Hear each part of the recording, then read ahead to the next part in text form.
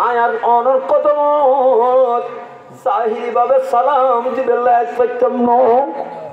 এবার আখেরি সফর এবার লাস্ট সফর আয়ার আয়ু সম্ভব হইতো না হুজুর ওনার পথ দয়ে গুজুল ওনার বোধ মেহরবানি গুজুল আয়নের কদম শুকরিয়া আদায় করিবেন লাসিদি এবং আয়নের কদমত গৌসুল আজম হযরতর কদমত একখান আরজ আই মোহাম্মদ সাহাবার একখান আরজ খদ কি আরজ হুজুরান যেহেতু গুণ আশেক ভক্ত বানায় মুরিদ বানায় ইজুন বিয়া গুনায় ওরে হযরতর কদমত বেলায় তোর হাতর মিদিনায় কষা দিলাম সুবহানাল্লাহ ইন্ডিয়া কোনা কি করে দিলেন